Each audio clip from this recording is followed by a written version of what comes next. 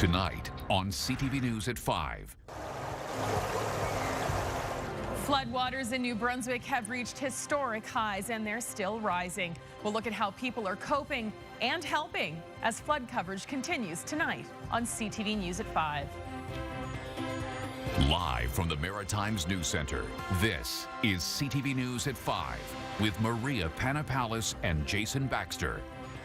Well, hello and welcome to CTV News at 5. I'm Ann Almeida in for Jason Baxter. And I'm Maria Panapallis. Thank you so much for joining us. Well, flooding in New Brunswick broke records over the weekend, surpassing highs set back in 1973. The waters have forced residents out of their home, closed roads, and raised concerns about health and safety. But the situation has also brought out the good in many communities, bringing people together to help.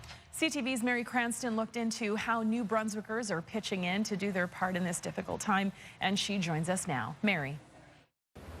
Hi, Maria and Anna. Well, it's just amazing to see how resilient New Brunswickers are. Over the weekend, over 100 people gathered in a small community just outside of St. John to stuff thousands of sandbags, just complete strangers coming together, working to fight what it seems like the never-ending flood.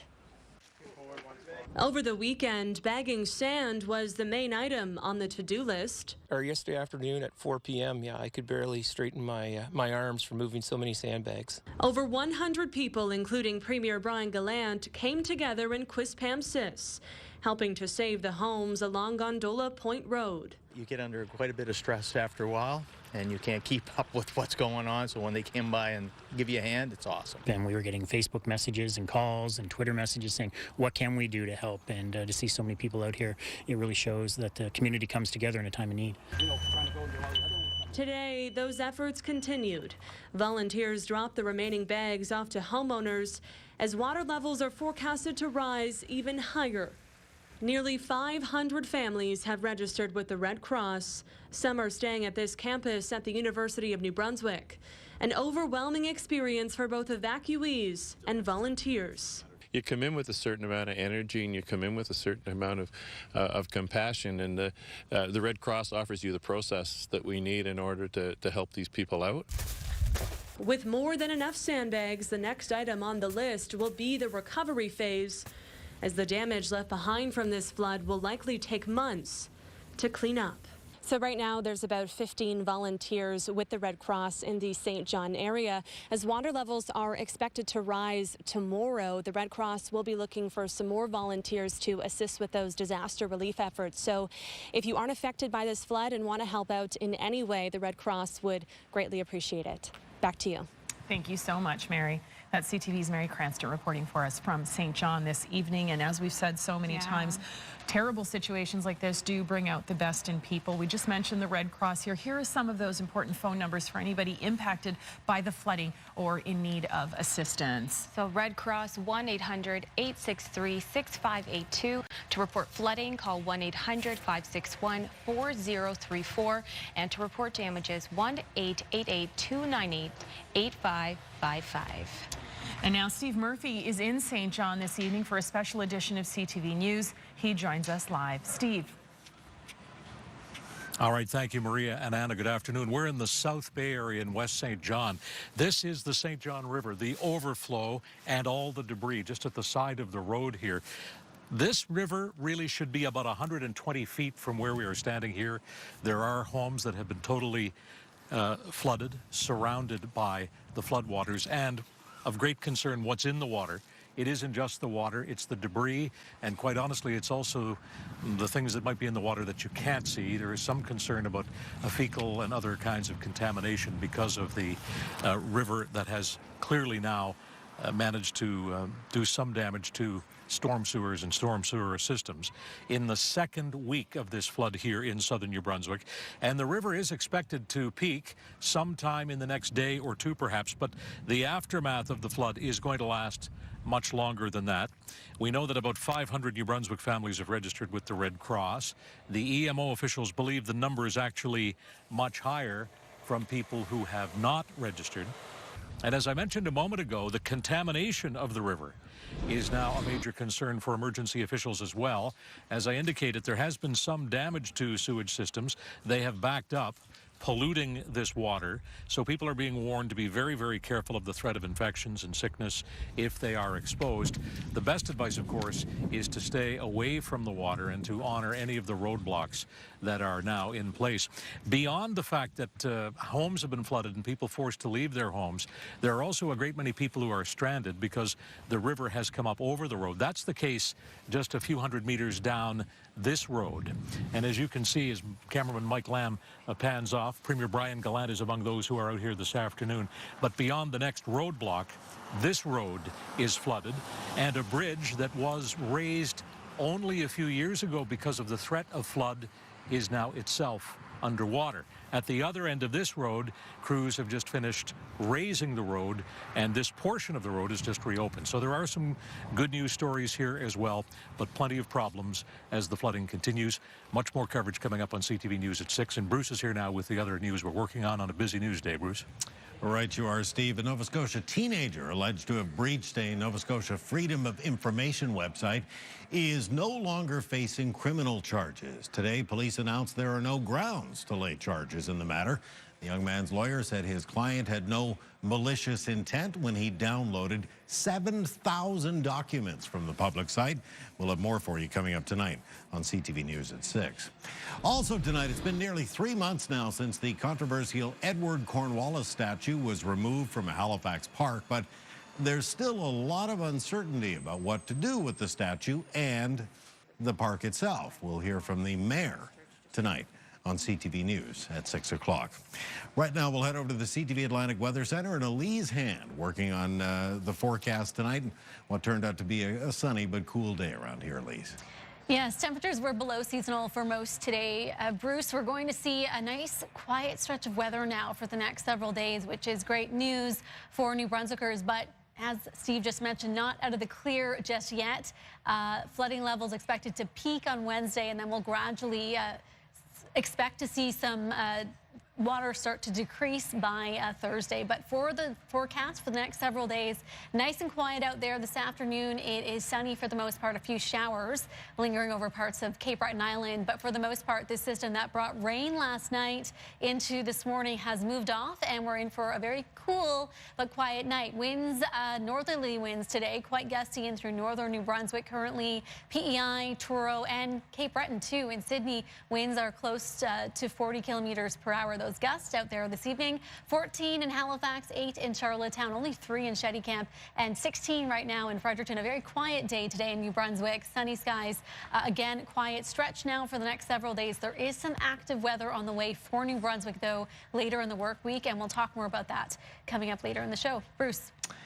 Thanks, Elise. Also tonight, Halifax's first ever protected bike lane is in desperate need of repair. This is a reoccurring problem, but the city says it's come up with a permanent fix that might actually improve biking elsewhere. We'll explain when you join us tonight for CTV News at 6, immediately following the 5 o'clock hour, continuing right now with Maria and Anna. Thanks so much, Bruce. All right, well, we have so much more to come tonight, including this colorful story. We're the envy of all the seafood departments around. Everybody's calling me asking if they can get one. These rare crustaceans have shoppers doing a double take at the lobster tank of a maritime grocery store. Yeah, we're seeing red, white, and blue in the second half of our show. And these very local greens are grown in a very unique setting, a shipping container. We'll visit the downtown Dartmouth farm a little later tonight. But coming up next, some food for thought. There's a hunger crisis in Canada as 850,000 people across the country turn to a food bank every month. We'll address misconceptions about who uses these resources and why. That's next on CTV News at 5. Hi, I'm Van Bernard. Tune into the IWK Telethon for Children on CTV this June 2nd and 3rd to learn about my IWK story and meet other maritime patients and families. Thank you. Behold, Boston Pizza's new Skinny Carnivore. A thin crust pizza with bocconcini cheese, balsamic roasted cherry tomatoes, prosciutto, and Genoa salami. It's got all of the flavor with less of the crust. Does that mean I can stop doing this? No. Okay. The Skinny Carnivore. Just one of Boston Pizza's new thin crust creations, handmade with our signature fresh dough. New thin crust creations from Boston Pizza. Gather round. QE2 Home Lottery, one of 2 grand prizes, featuring a cottage at Skipper Hill. Located minutes from Chester Village, this ocean view cottage is the ultimate prize, capturing the best in East Coast design. A floor-to-ceiling fireplace and an elevated deck for seaside sunsets. This cottage has it all. Plus, it comes with $15,000 cash. 2 grand prizes will be awarded, including a lakefront show home at Indigo Shores. Order now at QE2HomeLottery.com. Family First Medical, a provincial supplier of quality respiratory services for 30 years, also has foot care, custom orthotics, and compression hosiery at our Numanis location. We are Nova Scotia owned and operated. Let our family take care of yours. The powerful story of an Indigenous man, his white brother, and an estranged father whose life lies in his hands, in a world created by a drunken god, now playing on the Scotiabank stage. Live theatre in the heart of Halifax with Neptune. Who will you bring? Visit neptunetheatre.com. Because my boss told me how to do a good job, I'm a viable employee. I used to think that workplace accommodations would be costly. This couldn't be farther from the truth. With the help from my career practitioner, I now own my own business. Diversity and inclusion is so key to our success.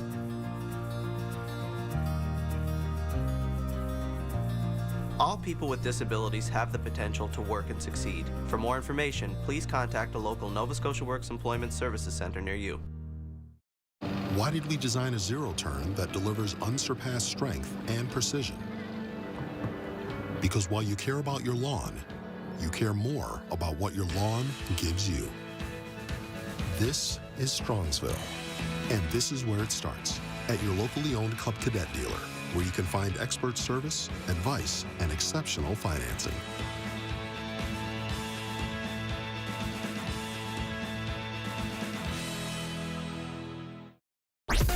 This segment is brought to you by Mornings on C100 with Peter, Melody, and JC Douglas. Welcome back. Well, did you know there's a hunger crisis in Canada? Not many people do know, but according to a new study, every month over 850,000 Canadians turn to a food bank for support, and more than 1/3 of them are children and youth. Nick Jennery is the Executive Director of Feed Nova Scotia. He joins us now to discuss the misperceptions of just who is using this valuable resource. Thanks for being here. Thanks for inviting me. Why don't we know? Why don't more people know there's actually a food crisis in Canada? Well, I think there's a couple of reasons, Maria. The first one that comes to mind is, you know, as I came into this building, I don't see hungry people around the reception desk. Right. I don't see people who look like they're hungry around here. So it's not always obvious who's hungry and who isn't. So there's a distance between those people who can afford to eat, who are eating, and those who are going hungry. The other thing is that we talk about hunger as a statistic. It's a number. It's 44,000 Nova Scotians. But if you ever ride the Feed Nova Scotia truck, if you come and volunteer in a food bank, that number becomes a face, a story, a name. And they come in all the time to say, you know what, you helped me 3-5 years ago, and I'm here to kind of give back to community. So it's a bit of a faceless thing. There's a long distance, it's not in front of us, and it doesn't have a name until you experience it. Okay, well, don't give me a name, but give me a face. Like, who is using the food bank? Who's your typical person that's coming in?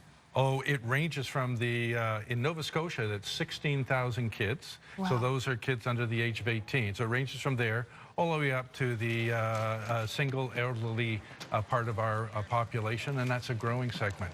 But we just did a story, for instance, in a school. We were interviewing a teacher, and she was describing how her right-hand drawer, and you could see it, was filled with food.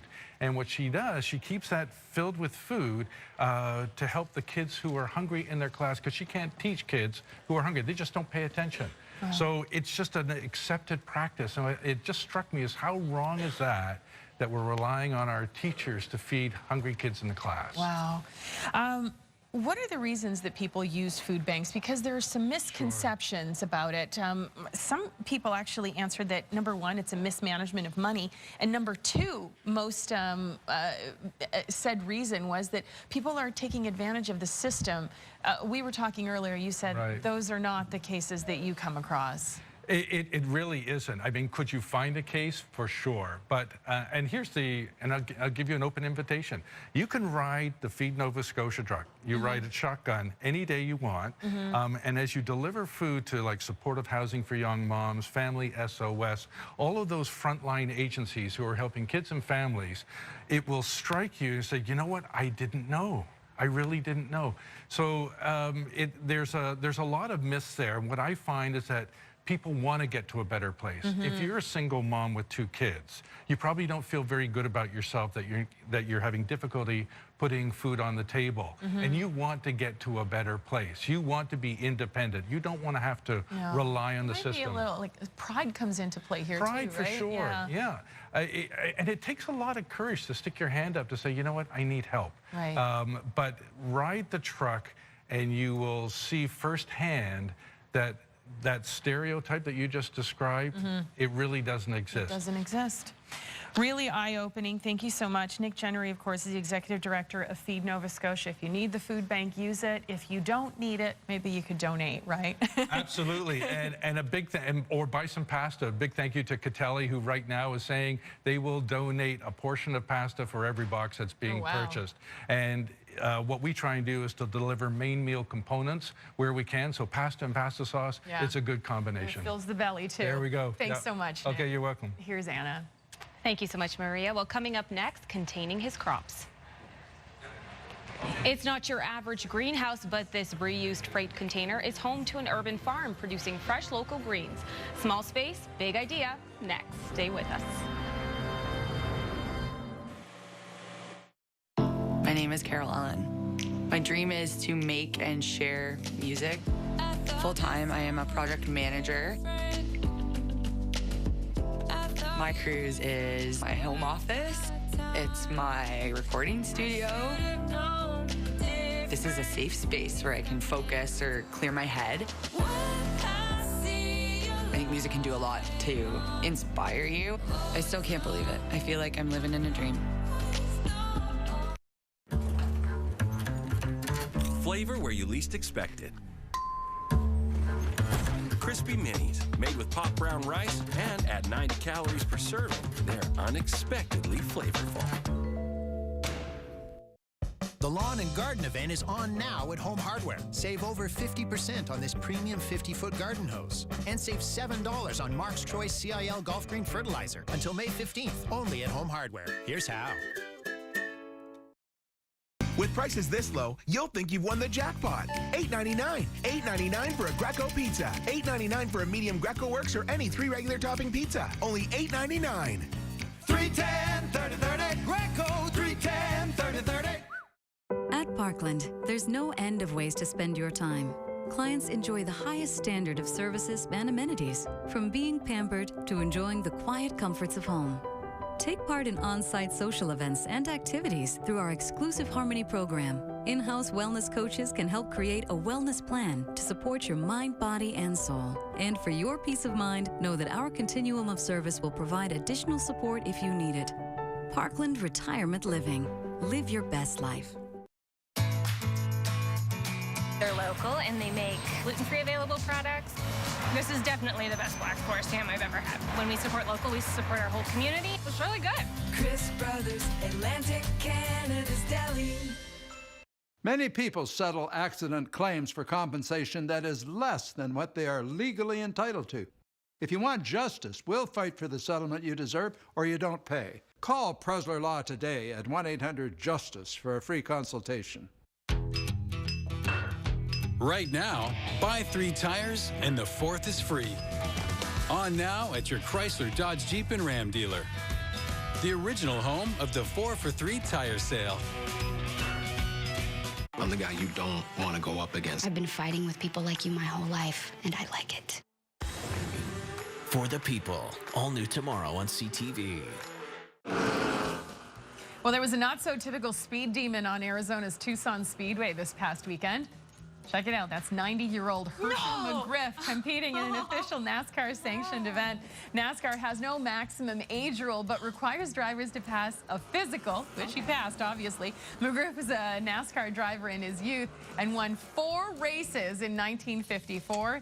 He made his mark on history too, becoming the oldest driver ever to compete in a NASCAR-sanctioned event. Good He for plays the him. trombone too. Oh my He played the trombone at the event. He looks great. 90 years old. Wow. Yeah. I want whatever water he's drinking. Okay.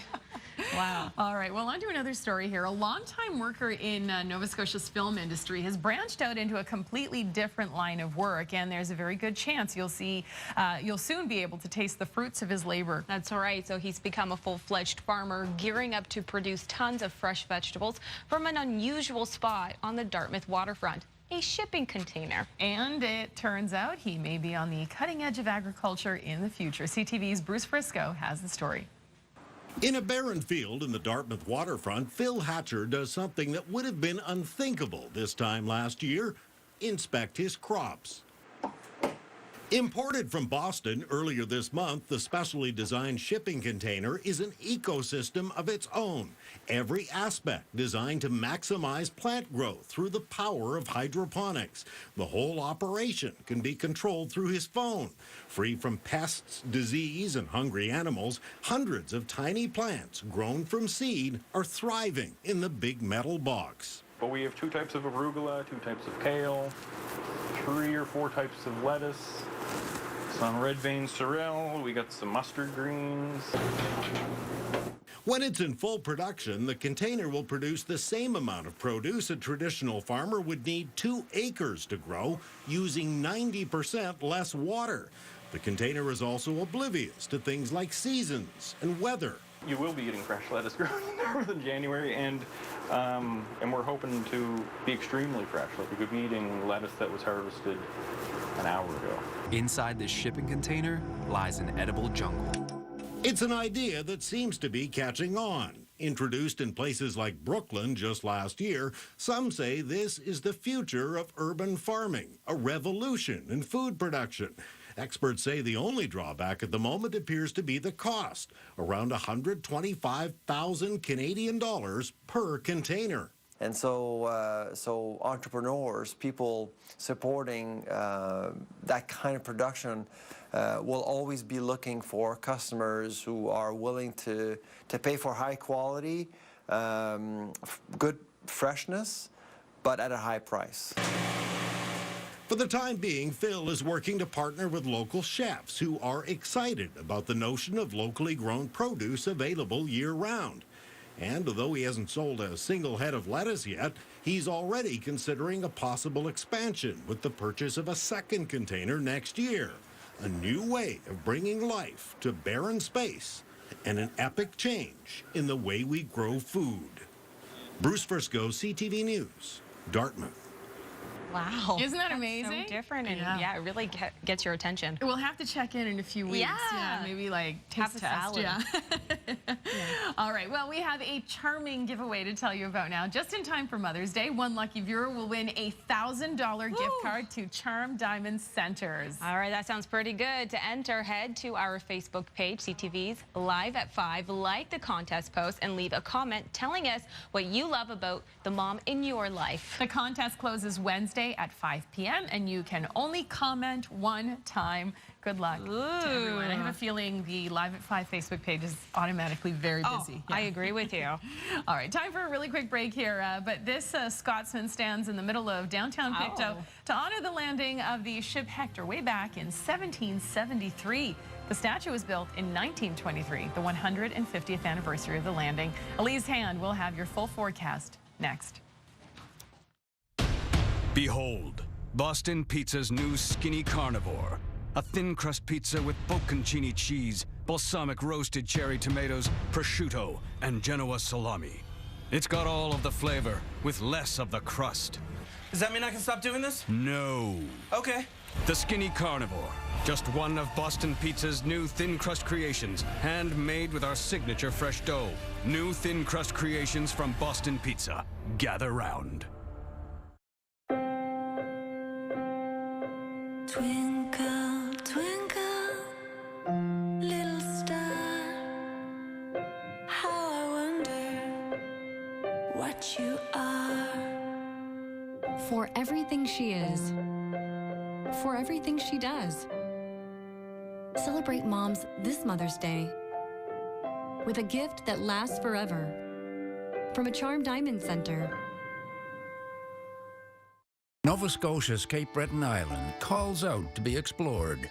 Breathtaking landscapes await you. Follow your heart. It will lead you to the journey of a lifetime. We hold our traditions close, and it's a tradition to share what we have with our visitors. Discover and embrace Cape Breton Island. Your heart will never leave.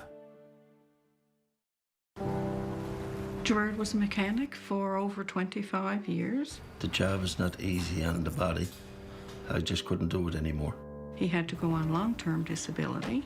It came to an abrupt end. We just thought, oh my God, what are we going to do?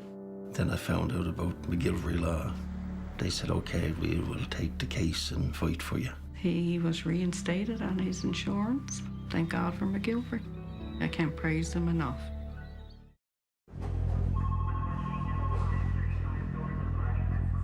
On a daily basis, verbal abuse, threats, harassment, and physical assaults are a common occurrence. It's disturbing and unacceptable.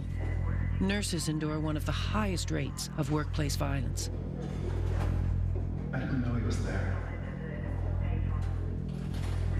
Violence, it's not part of the job. The weather is brought to you by Levy Pools and Spas. Create your backyard oasis with a beautiful pool or hot tub today.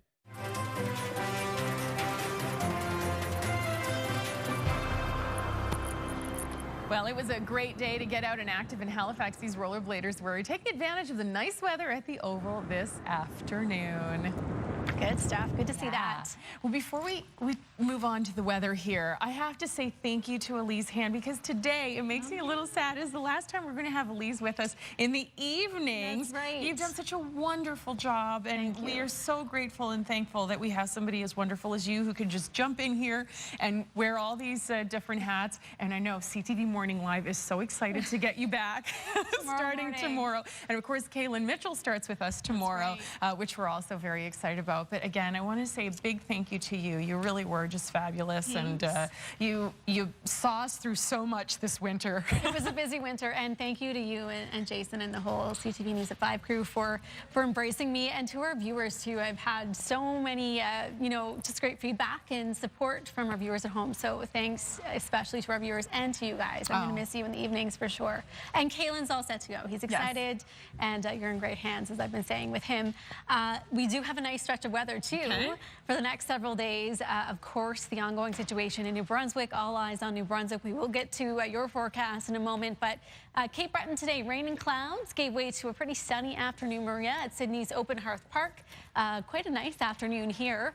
And across the region, the skies cleared quite early from west to east. For you in New Brunswick, it was a nice sunny start, and the sun has been out for most of the day. Same story across most of Nova Scotia. A bit of a gray start here. That precipitation that moved in overnight is off over Newfoundland now, so a very quiet stretch of weather for the next several days. Sunny and dry for most of us. There's a look at what's happening to our west. Pretty quiet, just a bit of scattered shower activity, but for the most part, no major rain for the next 3, 4, in some cases 5 days.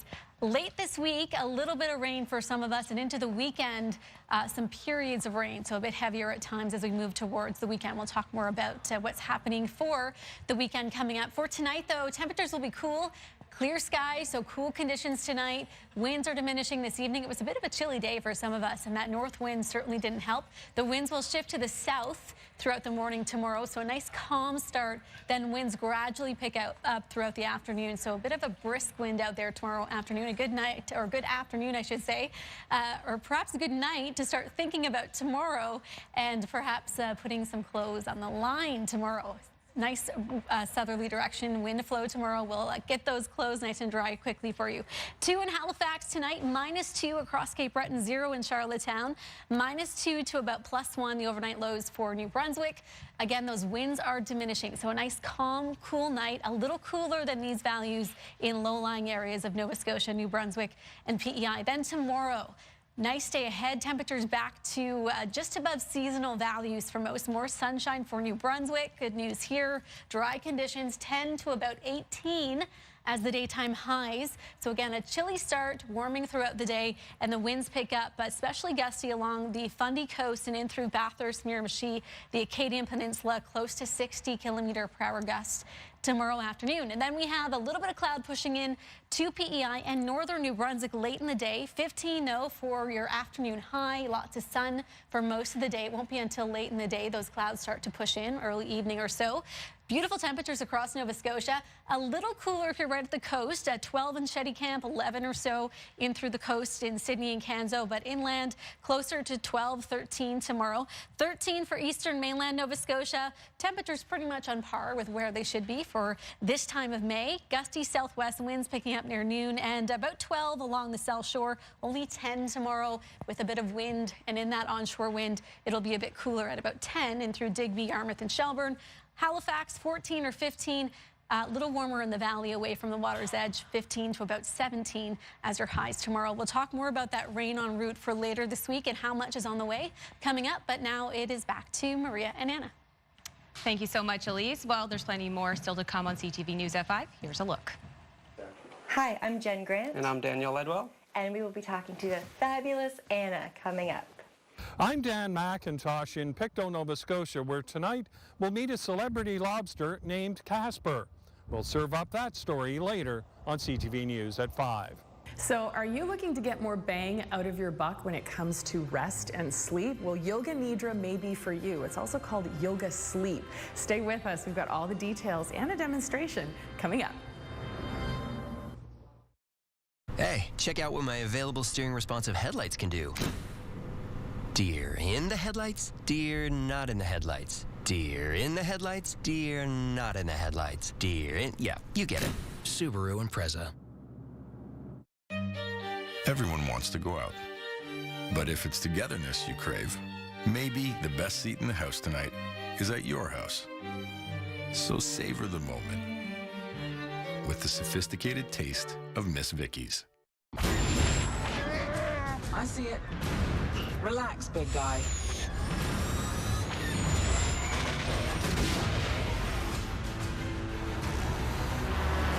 I see it. Relax, big guy.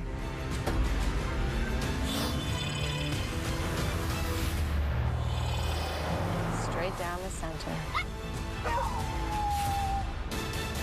See Solo, a Star Wars story, in theaters May 25th. Twinkle, twinkle, little star, how I wonder what you are. For everything she is, for everything she does. Celebrate moms this Mother's Day with a gift that lasts forever from a Charm Diamond Center. Take spring for a spin at Casino Nova Scotia. Start with this smoking deal. All you can eat prime rib for only $9.99. Plus mussels, salmon, pork, and more. Only $9.99. Then every Thursday in May, spring into summer. Spin to win one of 54 prizes. 9 winners every Thursday, with 9 bonus winners May 31st. Casino Nova Scotia, it's all happening here. Casino Nova Scotia. How did Mighty Auto win all of these? It wasn't just by doing every type of repair your vehicle might need. Sometimes it was by not doing it. These can wait till next time. Mighty Auto can be trusted to keep your car running safely, whether you've got a fleet or just one you need to rely on. Mighty Auto, Metro's trusted choice since 1987. It's all about you at Mighty. An all-new episode of The Flash, tomorrow on CTV2. Welcome back. Time now to check in with Bruce Frisco for a look at what's coming up at 6, Bruce. Well, Anna, the New Brunswick flooding, of course, still top of mind for a great many of us. New Brunswickers now in their second week of dealing with record high water levels. The St. John River is expected to peak this week, but the aftermath of this historic flood will last for many, many months to come. So far, almost 500 New Brunswick families have registered with the Red Cross. EMO officials believe that number is actually much higher from people who haven't registered yet. And contamination of the St. John River continues to be a big concern for emergency officials. They say sewage systems have backed up, polluting the water. They're warning people to be extra careful because of the threat of infections and sickness if they're exposed to that.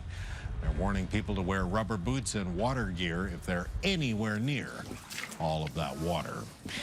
Of course, some people have refused to abandon their homes despite the rising floodwaters out of fear they could be looted, their homes could be looted, and that was the case for a farmer in Majorville who says 3 people broke into his home unaware he was inside sleeping upstairs. RCMP confirming 3 men arrested yesterday. They remain in custody. CTV's Laura Brown will have that story when you join us tonight for a special edition of CTV News at 6, live from St. John. Right now, we'll head over to Elise Hand, working on the 5-day forecast. And good news for Maritimers, a nice, quiet, sunny stretch of weather this week.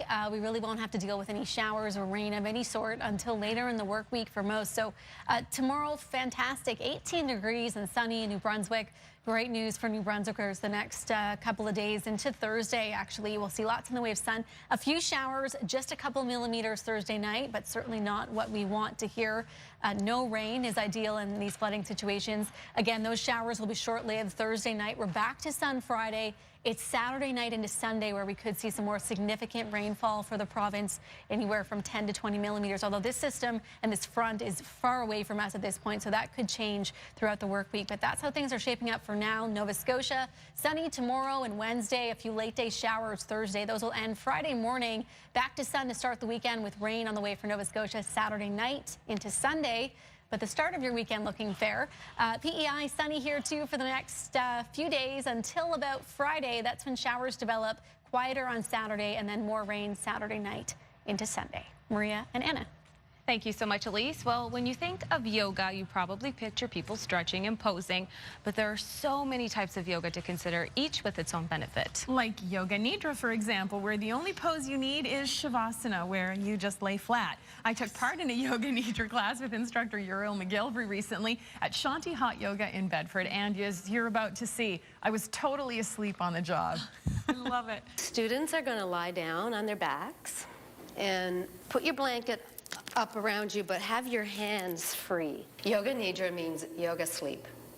We have 3 states of consciousness, and that is waking, sleeping, and deep sleep. So we're going to take you somewhere between the sleeping and the deep sleep state. Okay, so what are the benefits of doing this? So many benefits, but I think one of the top benefits is that it's a healing practice. It's healing for the body, it's healing for the mind. You know, we spend so much time in our heads, and this short practice of about 20 minutes takes you into a deep state of peace and relaxation where the mind stops being busy. So 20 minutes of Yoga Nidra is equivalent to how much rest? Scientists say it's equivalent to about 2 hours of sleep. Wow, okay. Yes, and Yoga Nidra has been used now for conditions such as anxiety, PTSD, and all kinds of myriad of conditions. So it's quite powerful. All right, so take me through a typical class. Yes. So typically we would first have you lie down on your mat on a blanket with a blanket over you and take you first through a body relaxation. And then we would start to work on the relaxation of your breath and get you in a very peaceful state. And then from there, the practice that we're going to do actually this morning is called the 61 points practice, where I will guide you to concentrate on 61 points in your body at different intervals. Okay. Yeah. And these points are called marmor points. And marmor points are energy points in your body that are known to help heal. So they're energetic points. We can't see them, but we know they're there. Point a light at the base of the throat, middle of the right elbow. If you could tell people at home just, you know, the #1 reason to do Yoga Nidra, what would it be? To get out of your head. Yeah. I would tell people to get out of their head, give themselves a true chance to rest and to heal, and really to have a glimpse into their higher self. Let me tell you, that is the most rested I have felt in ages. It was rejuvenating, refreshing. I really, really enjoyed it. Uriel's voice just took me to a place of not thinking. And that's my problem. I'm an overthinker and my anxiety gets heightened. And even like I go to therapy, my therapist's like, yoga, try yoga just to calm yourself down a little bit more. So you looked comfortable on the floor there. So you know what? I feel like I need to try this out. And I only did a 20-minute session. We did an abbreviated version for TV purposes. And I still got to a point of complete peace. And it's not just about the rest that you get. It's the quality of rest that you get as well. It really is. It was rejuvenating. I did feel like I had a 2-hour nap when I was done. Well, I need a nap now. That's amazing. To take Yoga Nidra for yourself, you can visit the Shanti Hot Yoga website through our hot link section, atlantic.ctvnews.ca. Thanks for that, Maria. That's awesome. Well, coming up next, a musical marriage.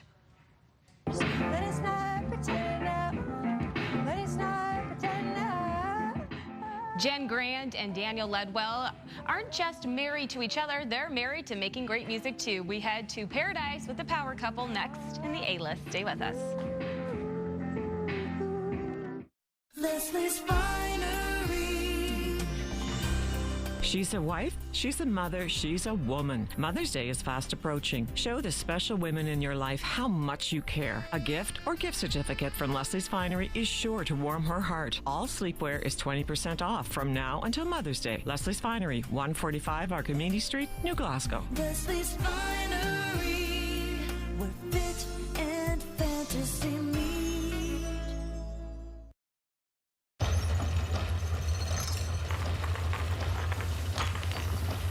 Best Buy's having an amazing sale on appliances. What? Best Buy's having an appliance sale. No, we got plenty of kale. The ultimate appliance sale is on now at Best Buy. Get incredible savings. Find hundreds of deals from the top appliance brands you love. This week, save $1,400 on this LG 3-piece stainless steel kitchen package at Best Buy and bestbuy.ca. Capped? What does that mean? They told me that my case falls under the cap and I can only receive a set amount for my injuries. Really? Yeah? Well, according to my lawyer, the cap only applies to certain cases. Even if you're told you're capped, you may not be. Further, the cap only applies to the pain and suffering portion of your claim. Injured? Let us be your voice. Wagner's, your injury law firm. You only pay when we succeed. The next phase of Meek Arm Cove is underway. Just 20 minutes to Bedford on magnificent Long Lake. 30 new, lush, forested, 1 to 2 acre lakefront sites priced as low as $119. A small deposit will hold your special place. Explore 40 kilometers of pristine shoreline. Discover the secrets of 60 natural islands. Dive the cliffs or kayak the Everglades. Meek Arm Cove, Long Lake. Book your tour today. Shower your mom with love this Mother's Day. Give her something unique from Coconut Creek. How about fun and fashionable shoes from Alegria, FitFlop, or Bernie Mev? Pick up a Tilly hat for her next outdoor adventure, or get her geared up with a new lug travel bag or stylish handbag. Does mom really like to sparkle? Go for chameleon interchangeable jewelry, or let us help you brainstorm on a brilliant, really her gift. Coconut Creek, locally owned and only one location. Want unique? Shop the Creek. O'Regan's BMW in Halifax is home of the first ever BMW X2. Visit o'regans.bmw.ca to schedule your test drive now. Theater Spotlight is brought to you by Neptune Theater. Who will you bring? Virgin Radio. Hey, what's up? It's Turk, Megan, and I'm Alex. Tune in tomorrow for another edition of Turk embarrassing himself. It's a weather off. I'm great at doing the weather, and I'm going to go heads up against the chief meteorologist, CTV's new Kaylin Mitchell, with Virgin Radio. Well, the Winnipeg Jets are on the verge of making franchise history, just one win away from making the first conference final in the city's history. Mayor Brian Bowman got in on the excitement ahead of tonight's Game 6, tweeting, "Winnipeg is the only place in the world that can be plus 30 degrees Celsius and still have a whiteout. Go Jets, go." That's exciting. Only Canadian team left. I know. In the playoffs. So I'm really happy crossing for our them. fingers for them. My inner Leafs is just so sad. Yeah, You know, that's okay. Inner Habs. Oh, keep going. Keep going. All right, time for the A-list now. Recently, you spent some time with award-winning husband and wife duo. Yes, Jen Grant and Daniel Ledwell. They have been creating music together for years, recently working on Jen's album called Paradise. And I caught up with the couple at their home studio for a chat. Take a look.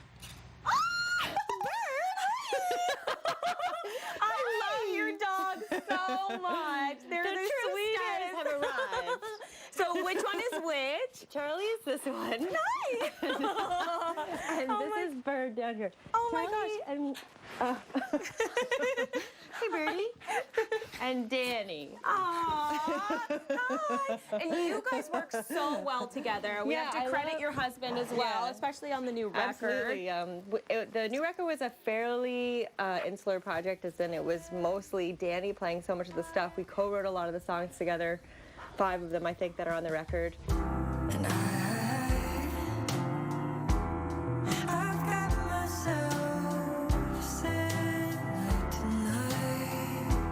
But it was just great to, for him to just squeeze me in to make that record. And I find him very inspiring, like as an artist and as someone who creates sounds and it's amazing. Just the full package. It's great. And that's why it works. How did you two meet? We met at the Khyber Club. I was opening for Jill Barber. Dan was working at the Khyber, and our friend Laura Clark introduced us. She introduced me to the band in general. And our moms met when they were pregnant in the hospital. And then his father was a poet laureate of PEI, and he wrote a poem about my father, Ken Grant, who is a retired surgeon in PEI. Okay, the stars right there. Yeah. Like, yeah. Wow.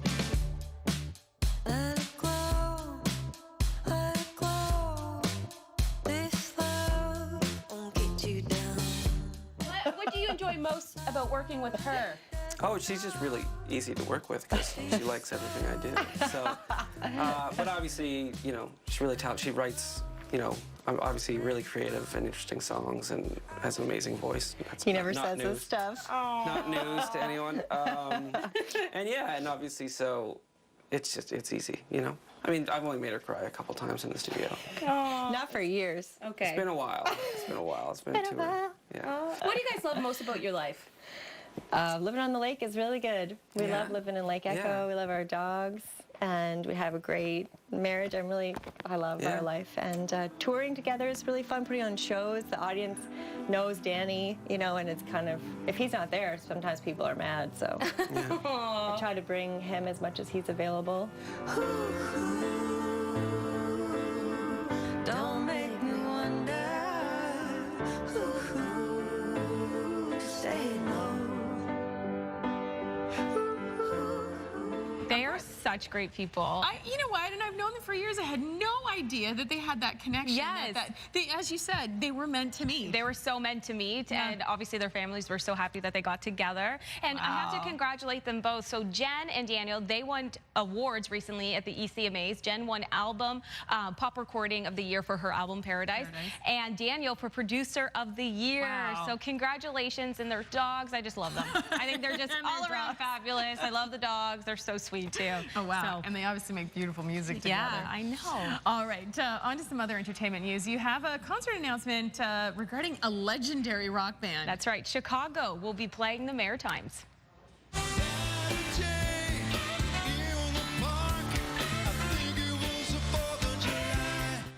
Forming in 1967, they are one of the longest-running groups and successful ones, too, having sold more than 100 million records. And you can see Chicago live when they perform at Moncton Event Center in Moncton on September 15th and Center 200 in Sydney on September 16th. Tickets for both shows go on sale this Friday, May 11th at 10 a.m. Hard to get your head around 100 million albums That's sold. a lot. Yeah, a lot. That's before social media. Yeah, exactly. Wow. So good. After a successful first season, The Launch is returning for season 2. Yeah. Yes, and they're looking for the next breakthrough artist. Back into that groove and bounce off those notes. Imagine working with these elite artists, and you can. Apply now. The opportunity of a lifetime awaits you, and you can work with some of the biggest names in the music industry. At the end of each episode, an artist is selected and gets the life-changing opportunity to record and launch a brand new original song. To audition, just go to CTV.ca/the launch for all the information. You must submit your audition by June 11th. And season 2 starts shooting in Toronto this September. Can't wait. Loved it last year. All right, speaking of superstars, Adele's birthday party had everyone talking. Yes, because she threw herself a Titanic-themed birthday party. Take a look at the photos. There we go. That is not Rose. That is actually Adele. She turned 30 over the weekend and decided to have this Rose Titanic. She looks just like Rose. Like her. So it's amazing. She shared these photos on her social media account, and she loved every moment of it. She was said, Kate Winslet at the party? No, she wasn't. But imagine if Leonardo DiCaprio came as Jack. That would be fantastic. So I bet they would have gone if Adele had invited them. Yeah. All right, finally, a time for a viral video. Okay, so this one features some defeated squirrels. All right, look at Christina Rodo. She shared this video of her clever way, the clever way her mother actually came up to stop squirrels from actually stealing food from the bird feeders. She put some oil on the pole and they can't get up. And this has gone viral. It's been viewed over 200,000 times in just a day. Aww. Isn't that funny? She just put some bird feed but it's down just around so the funny bottom. I feel like it's like the firemen going down the pole, you know? It is pretty cute. Thank you, Anna. All right, coming up next, a couple of colorful crustaceans. Lobster before. I've never seen a white lobster. My husband fished lobster for a lot of years, and I've never seen a blue one either. Yeah, not one, but 2 rare catches are seeking refuge at their local grocery store. Meet Little Blue and Casper when we return.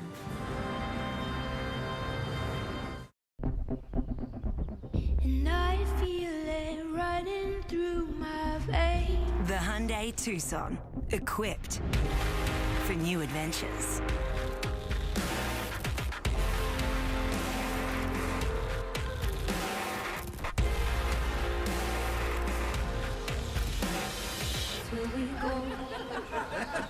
Take your weekend to a whole new level with the Hyundai Tucson. That's the H Factor. In a sport where 8 seconds can cost you everything, fear is not an option. Fight the fear. Face the danger. May 26th, the PBR Monster Energy Tour presented by Circle K debuts at the Scotiabank Centre. The top bull riders in the world and Canada are back to go head-to-head against the rankest bulls. Advance tickets are as low as $25 and are available at ticketatlantic.com in the box office. One huge show, Saturday, May 26th at the Scotiabank Centre.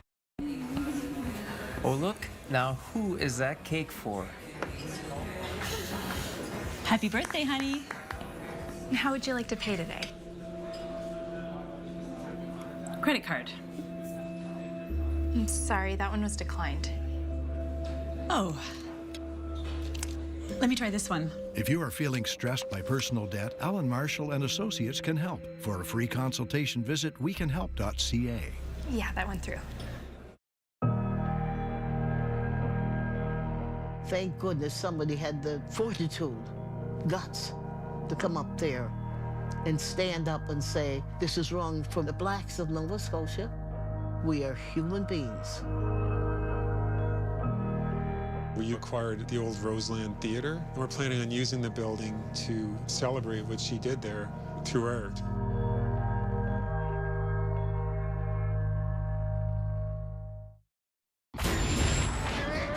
I see it.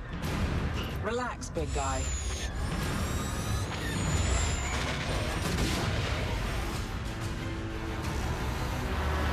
I see it. Relax, big guy.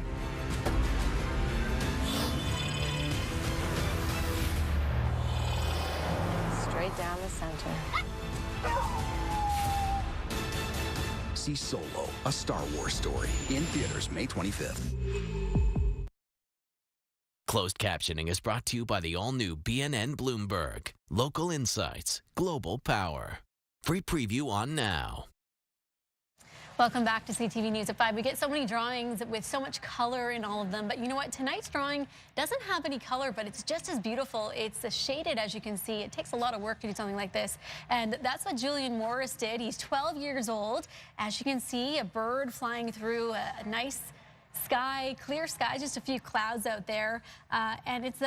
And Julian is from Fall River, so this is his version of a nice day in Fall River with just a few clouds out there. A little gray, but a calm day is what Julian tells us. Tomorrow it'll be a lot sunnier out there, Julian, and the birds will be happy about that, I'm sure. Lots of sun right across the region for the next several days. And tonight, nice and quiet. You're not seeing much activity at all on the radar satellite. That rain that moved in last night has moved out, and we're going to see this nice quiet stretch continue for most of the work week. Gusty winds are diminishing across northeast New Brunswick, PEI, and in Sydney. And there's your temperatures, anywhere from 3 in Shettycamp to 16 in Fredericton right now. We have 14 in Halifax and about 11 along the South Shore, 8 on PEI and 14 in Miramichi. Sunny skies tomorrow morning, but don't let those skies fool you. It'll be a little cool, so bundle up. Temperatures tomorrow afternoon will reach mid-teen values for most of us. Back to Anna and Maria. Hey, thanks, Elise. Well, it's lobster season in some parts of the Maritimes, and sometimes fishermen end up catching something pretty special and unusual. That's right. A grocery store in Pictou, Nova Scotia is serving a temporary home to 2 colorful crustaceans, and those colors are causing a boatload of smiles. Dan McIntosh has more in this story. The spring lobster season is well underway in the Northumberland Strait, but one local fisherman has already beaten the odds. This is Casper, and the chances of catching a lobster like him are about 1 in 100 million. It's a white male lobster. It's about a pound, I would say. It's a canner for sure. So, but it's got a little tint of blue to it, but it's very pretty.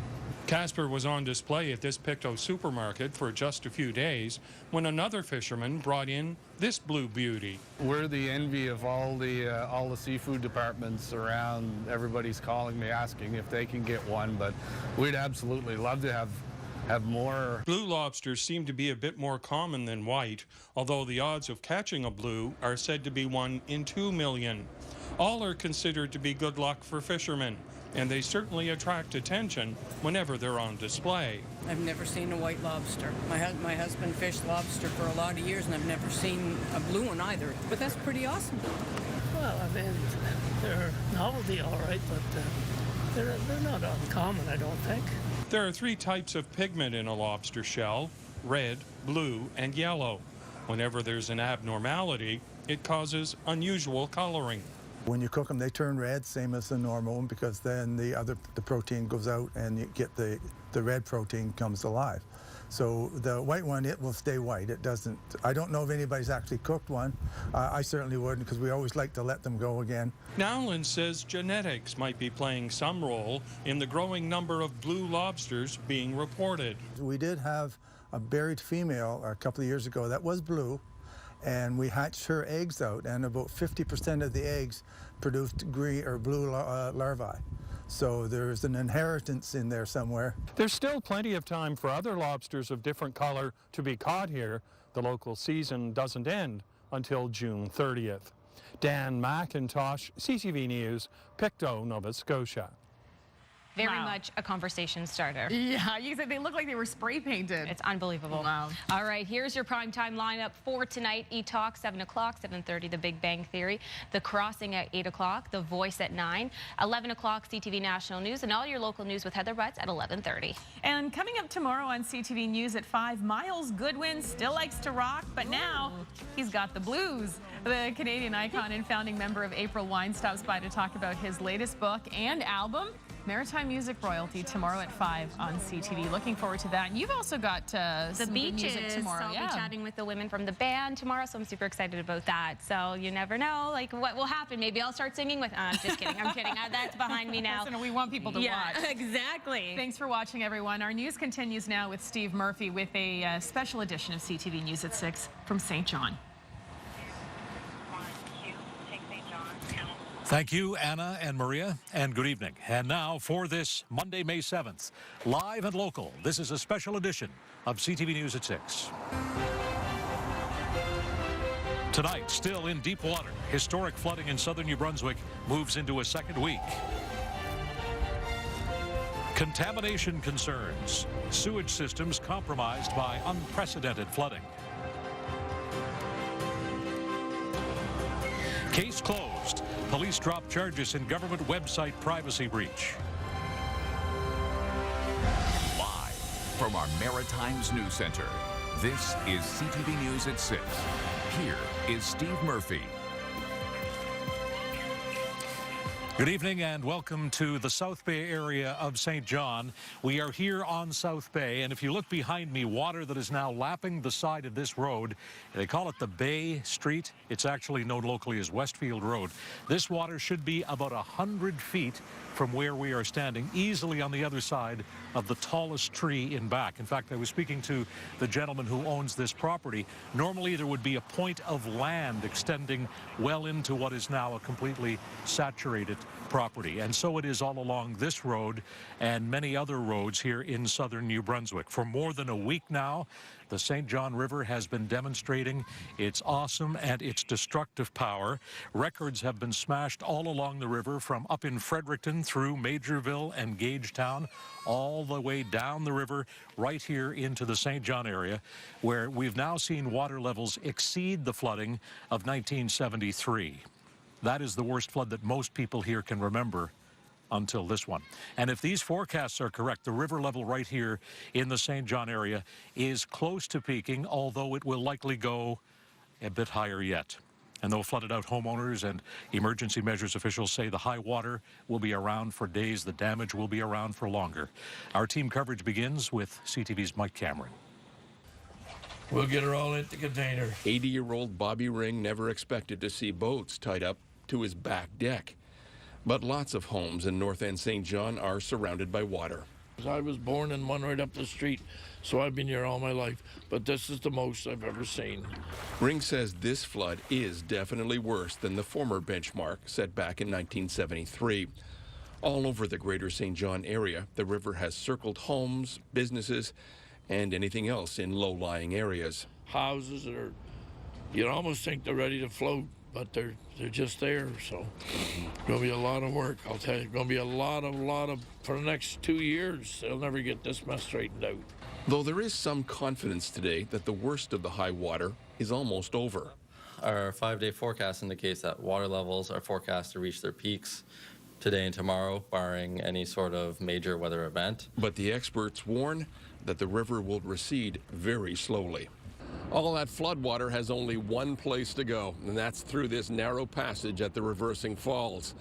And twice a day, the tide rises and slows down the draining process, which is prolonging the hardship for a lot of New Brunswickers. Is we might actually be at the crest or very near the crest of the high water mark. So Chief Kevin Clifford now predicts even fewer people will be leaving their homes.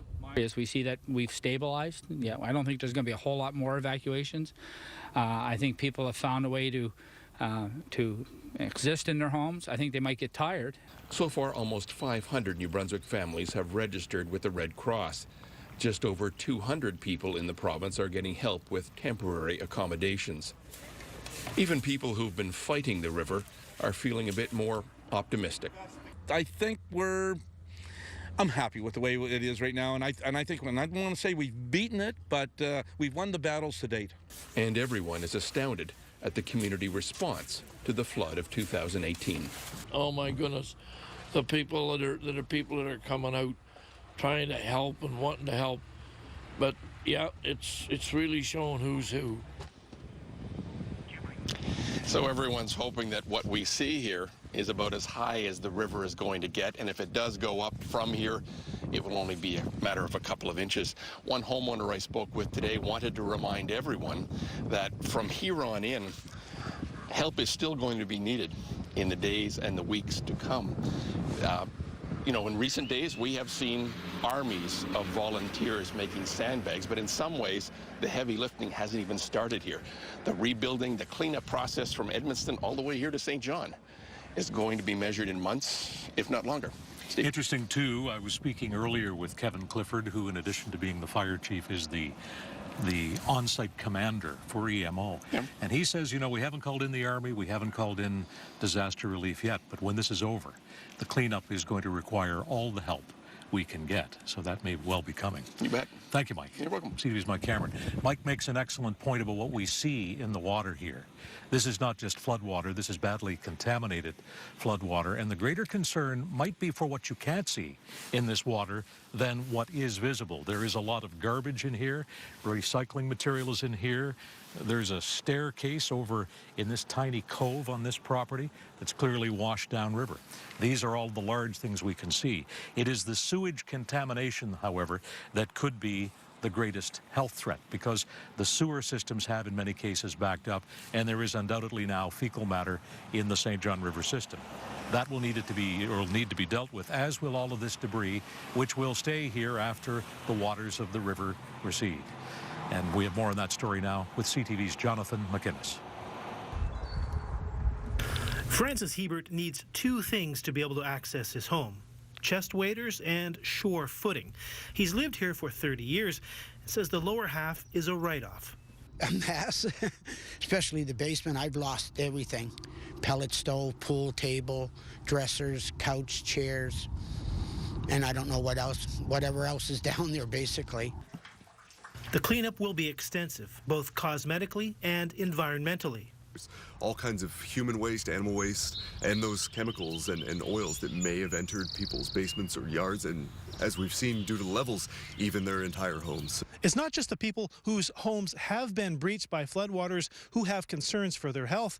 This home remains dry inside. However, its well has been contaminated, making the water undrinkable. Certainly, we're going to be testing our water and, checking things out, making sure that things are okay for us to ingest. There's no reason for you to be drinking any water if you're not sure of it. Area MLA Rick Doucette says there are stations popping up around the community where people can pick up clean water until theirs is safe to drink. There's the Grand Bay Centrum here. I know there's a number of places in St. John, actually up at the Keels Pit where the sandbag operation's going on. So there's a number of places. The straw and Graham Stewart Robertson is the executive director of the Atlantic Coastal Action Plan. He's asking people to stay away from the water, regardless of the contamination levels. It's certainly not a place to play in or to walk through if you really don't have to. Some, however, decide to take the risk if it means saving even a small bag full of belongings. Jonathan McInnes, CTV News, Grand Bay, Westfield, New Brunswick. Thank you, John. CTV's Jonathan McInnes. And with us here now is the Mayor of St. John, Don Darling. Mayor Darling, good of you to come. Hi, Steve. Right here on Westfield Road, Galt Road is right over there. How typical is what we're seeing here in this part of the city, the western part of St. John? Yeah, well, this is fairly typical, and any of the areas in the city, Steve, that have been impacted, homes or businesses directly impacted by water, this is what we're seeing. It's difficult to look at, actually. To see homes surrounded by water like this, and to know homeowners are being directly impacted is very difficult. People want to know how much worse is it going to get. I know you're not a psychic, but right. Based on what you're being told, is this as bad as it's going to get? No, we've got a little bit more water to come, Steve. The numbers have been getting a little bit better than last week's projections, but we're at about 5.7 meters now, expecting it to go to about 5.8 meters over the next day or two. And then we're now seeing and hoping for some rescinding water by the end of the week. So we've got a long week ahead of us, and it's not time to let up yet. The properties we see behind us are literally surrounded by water. The water should be about 150 feet out there. Do we have any idea, do you have any idea how many properties are like this, how many people are affected? Yeah, so we have a much larger number of people in the city of St. John, Steve, that are cut off from their properties by way of roadways that have been cut off by floodwater. So they're in the range of 30 or 40 properties that we would see like this. And this is something that our EMO officials, our first responders, they've been out by boat and by truck or any means necessary, and we're doing wellness checks on those houses that are isolated. St. John is obviously affected. Grand Bay, Westfield, up the river is affected. Rossay, Renforth, Quispamsis, they're all affected. How strongly, how closely are you working with their mayors and with their municipalities on a joint response? Right, so I've done a couple of tours out through the whole region, what we would call the greater St. John region, Steve. I've been in touch with, by phone and email with the other mayors to make sure we're working through this in solidarity. And of course our EMO officials are working together together as well. So, you know, we were trading off pallets of sandbags on the weekend. Mayor Clark called and said, we need sandbags. So I made a phone call, and 10 minutes later, 6 pallets of sandbags were on the way to the valley. So this is a great example of Greater St. John coming together. First question I was asked when we were down about a kilometer up the road, right at the foot of the road where it's washed out, is where's the Army? Right. So let me ask you, where is the Army? I mean, Gagetown's only an hour's drive. Yeah.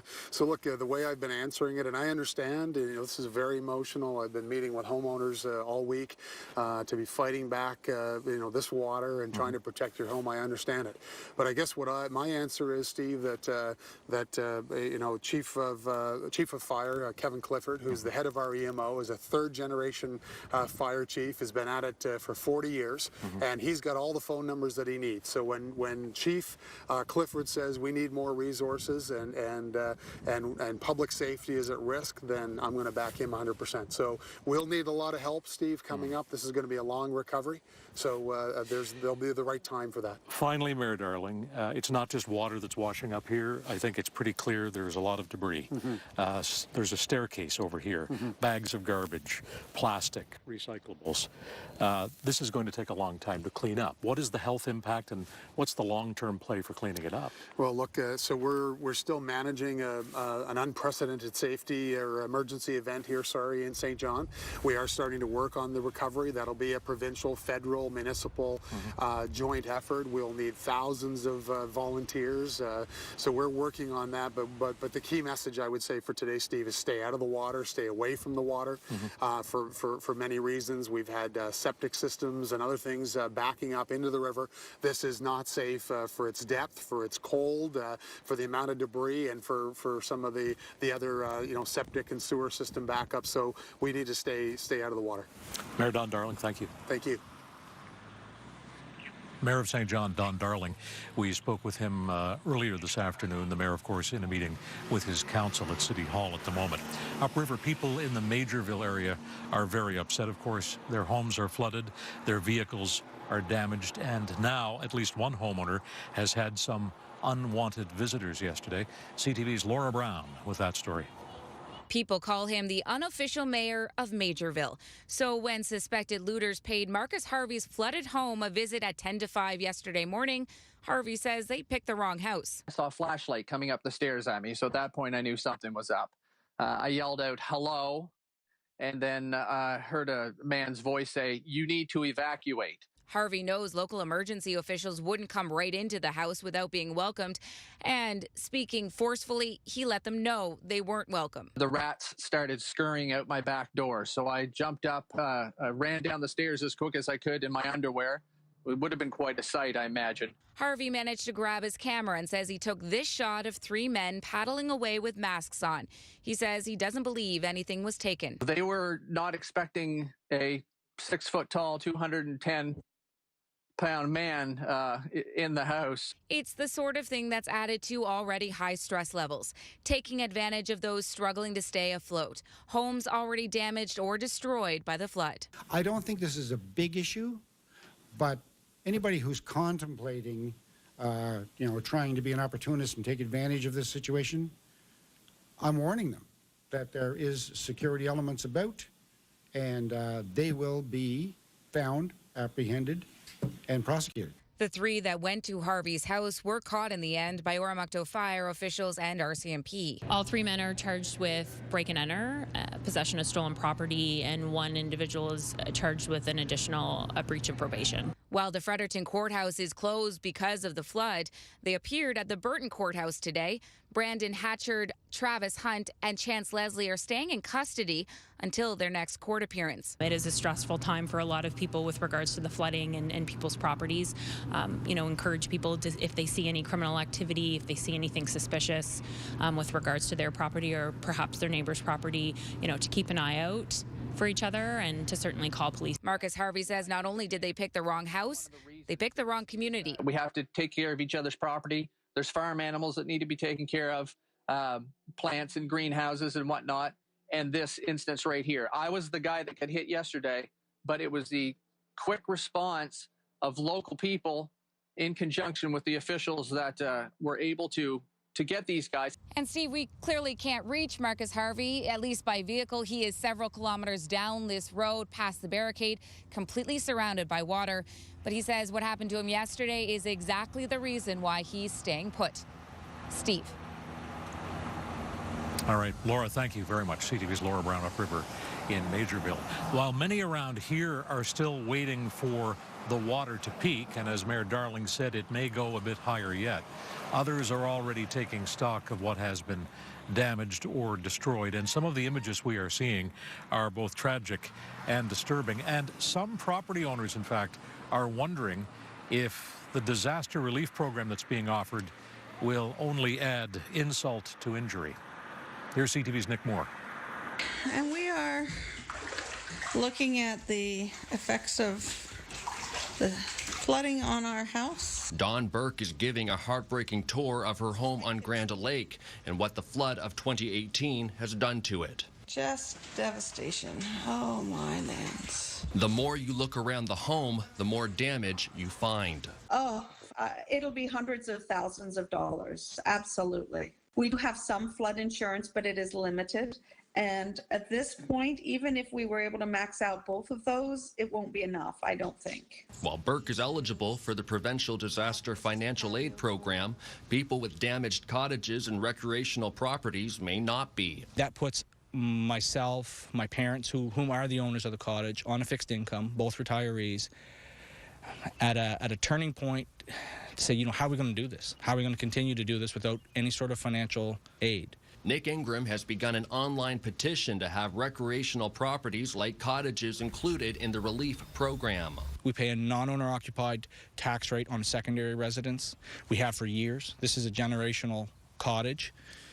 That should warrant some sort of financial assistance. This isn't fair for anybody. No one deserves this. No one's asked for this.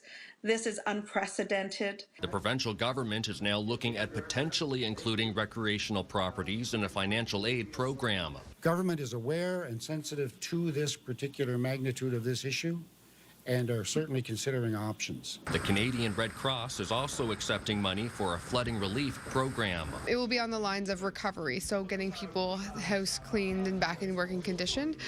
We're not sure the exact number going to each resident. Programs that are developing around a disaster that is continuing. Now, EMO does not have a firm dollar figure on how much damage has been created nor how many properties have been damaged by the flooding, but we're told that number would be in fluctuation with the flooding ongoing. Steve?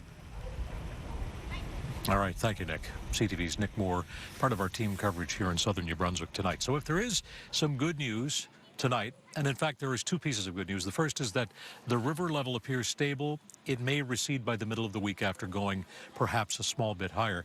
The other good news is found in the weather forecast, which is coming up with Elise Hand, and that is after rain on and off for much of the last week or 9 days or so, no rain in our forecast. Elise will have details coming up. And also, as we continue here live in St. John tonight, we will be speaking with the Premier of New Brunswick, Brian Gallant. But coming next, under wraps. They've approved the idea for the committee, and they've approved the first four names, and so now we'll have to take it to council. The monument may be gone, but the questions remain about the uncertain future facing the statue of the colonial founder of Halifax, Edward Cornwallis. Bruce Frisco with that and the rest of the day's news next on the special edition of CTV News at 6 from St. John.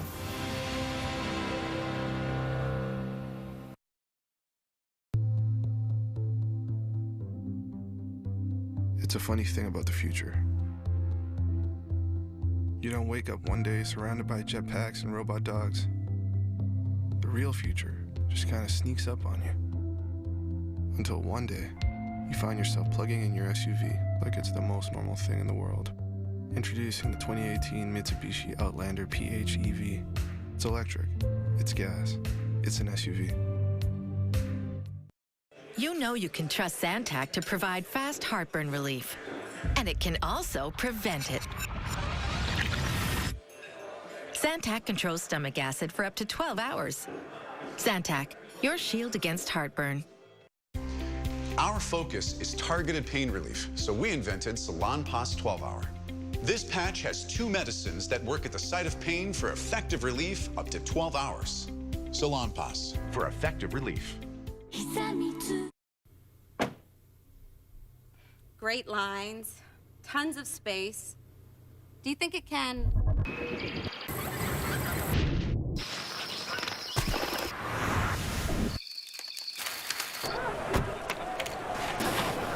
And then some. The Adventure Ready 2018 RAV4. Priced to move, perfected to play. Visit your Atlantic Toyota dealer for details. Usually when you start breaking vertebrae so high up, you experience a lot of difficulties with breathing, and it can get really bad. There's no other way to put it. It just changes your life, flips it upside down. For serious injury cases, McGillivray Law is the trusted name serving all of Atlantic Canada. If it wasn't for McGillivray Law, it would have been a lot more difficult to get through this time. I wholeheartedly believe that they really changed this experience for me.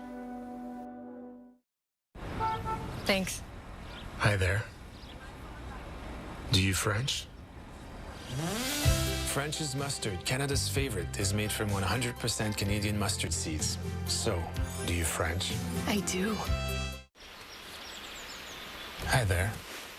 Do you French? French's ketchup is made from 100% Canadian tomatoes and bottled right here in Canada. So, do you French? I do.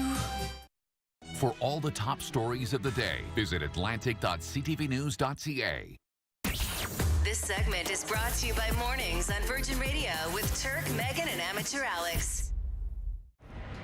Positive day in the Canadian markets today. In Toronto, the TSX up almost 80, 15,808. The Venture up slightly, 774 to end the day. In New York, the Dow up about 100, 24,357. The Nasdaq up 55. Overseas, the Nikkei down slightly, 22,467 to end the day. The FTSE in London up about 64. Canadian dollar ends the day at 77.74 cents US. Price of gold is down a dime. Oil up 26 cents. Here are the active issues and the maritime stocks.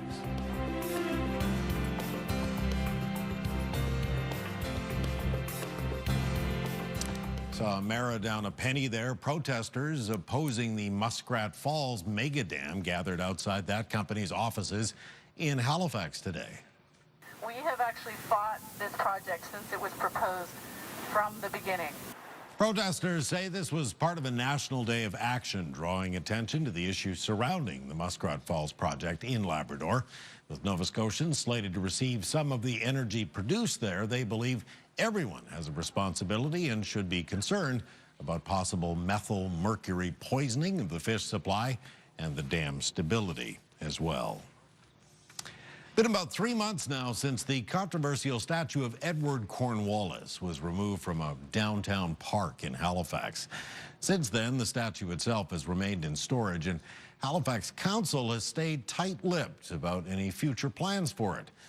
All of this has led to questions about what will happen from here, but as CTV's Emily Barron-Kadlov tells us tonight, nobody seems to know the answer to that just yet. Laura Patterson was relieved when the statue of Edward Cornwallis was removed from this park 3 months ago. It's an issue she felt passionate about. It's been a really, really long process. People have been advocating for it to be taken down since Daniel Paul's book came out in 1993, probably before then. So it's a huge relief to finally get the statue taken down. The statue was the site of protests and vigils as activists in the region called for the city to remove it, while others wanted the statue to remain as an historic symbol. One of those people was City Councillor Matt Whitman, who in January voted against the removal of the statue. Earlier this week, Whitman tweeted that history is still developing, and as such, the park should be overflowing with statues. Councillor Matt Whitman declined an on-camera interview for this story, but he did answer some questions over text message. Whitman told me that he would not support a renaming of Cornwallis Park. He said that should come through the advisory committee, which has not yet been formed. City Council sent a letter to the Association of Mi'kmaq Chiefs in February after the statue came down. They received a response in April, and the two groups are going to move forward with the long-discussed advisory committee. But council needs to approve it first. They've approved the idea of the committee, and they've approved the first four names, and so now we'll have to take it to council. The advisory committee will also look at other city-owned properties that bear the Cornwallis name. All the names that are identified as Edward Cornwallis, Cornwallis Street, Cornwallis Park, will be looked at, I hope, by this committee, which will be constituted soon, and they'll come back with recommendations. At the end of the day, council has to make the final decision. Some structures have made that change on their own, like Cornwallis Street Baptist Church, today renamed as New Horizons Baptist Church. Well, I spoke with some activists, including Indigenous leader Daniel Paul, who told me that since the statue came down at the end of January, he really hasn't heard much of anything from the city. Though, as Mayor Mike Savage told us, that's simply because there wasn't much to tell. It seems the work is just getting started. Bruce? All right, thanks for that, Emily. Thanks. CTV's Emily Barron-Cadloff reporting live tonight from the News Centre. Well, the investigation into that privacy breach of the Nova Scotia government's Freedom of Information portal is wrapped up, and police say there are no grounds for any charges in the case. CTV's Marie Adset has that story tonight. And this whole kind of shadow has been cast over him for the last 3 weeks. But the shadow is now lifting for his client. Privacy lawyer David Fraser is representing the 19-year-old Halifax man at the center of the Freedom of Information website breach. Thousands of documents, including personal information of over 700 Nova Scotians, was downloaded from the government site. The teenager was arrested by police after government officials, even the premier, said the website was hacked and information was stolen. Today, Halifax Regional Police announcing they won't be pursuing charges. At the conclusion of the investigation, our officers aren't convinced that there was any criminal intent in the young man's actions. Therefore, we won't be pursuing charges in this matter. Police say 11 additional breaches by other online users were also found to have no criminal intent. Hopefully this development will allow us to refocus our attention on the government of Nova Scotia and its contractor to really figure out what happened. Both Premier Stephen McNeil and the minister responsible for internal services were unavailable for an interview, but offered this statement. We respect this decision. We will continue to offer supports for those affected by this breach. David Fraser says the government must do more to protect the private information of all Nova Scotians. Marie Adset, CTV News, Halifax. Nova Scotia Liquor Corporation has unveiled how the new cannabis stores will look, and we know now more about how much they're going to cost. Liquor Corporation expects to spend about $13 million getting ready for pot legalization sometime this year. Part of that is a customer education program. Annual operating costs are pegged at about $12.5 million. NSLC officials say odor control is a priority in the shared liquor and cannabis stores, so no one will be able to smell the products before buying. And customers will get their goods in a sealed paper bag, and they will be asked not to open it inside the store. In our weekend web poll, we were asking what should happen to marijuana dispensaries once cannabis is legal. Heard from a lot of people, about 4,600 on this. The majority said nothing. They should be left alone. 32% said they should be shut down. They're operating illegally. The rest, 11%, say they should remain open as long as they're only selling accessories. Coming up, why Halifax's first officially designated bike lane is now in disarray. And after 6:30 tonight, New Brunswick Premier Brian Gallant on fighting the flood that has engulfed much of that province.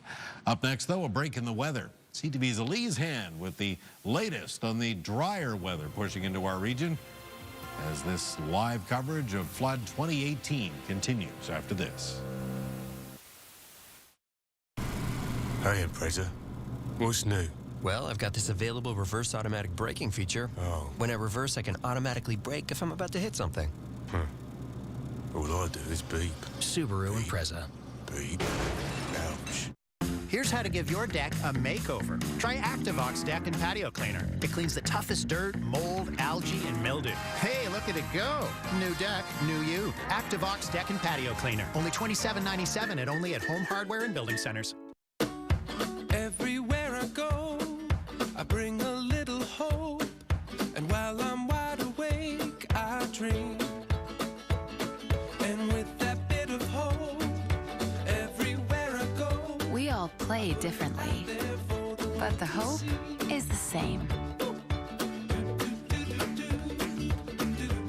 Get that Lotto 649 feeling.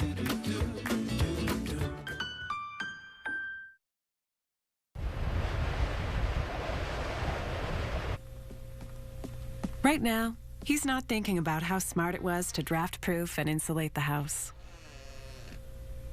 He's not thinking about how the heat stays in and every room is warmer.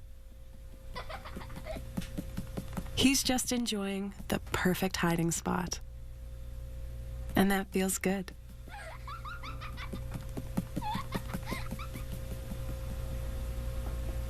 Enjoy grilling like never before with the authentic Coquina Barbecue Reusable Grilling Sheet. Transform your grill into a non-stick surface. Foods keep the grill marks, meats stay juicy, and your barbecue stays clean. Coquina Barbecue and Coquina Pax Barbecue. Everything else is just a copy. At OK Tire, most people only know us for, but we also take care of what our name implies, what we actually do. So come in for full auto service. OK Tire. Service, repair, and tires. Now, have any of you guys ever seen one of these bad things for real? By the time you guys grow up, there won't be one book left.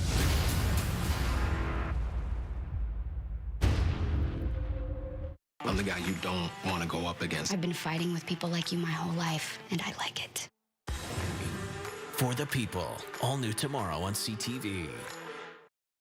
Weather is brought to you by Train Extreme Conditions Testing. For reliability, it's hard to stop a train.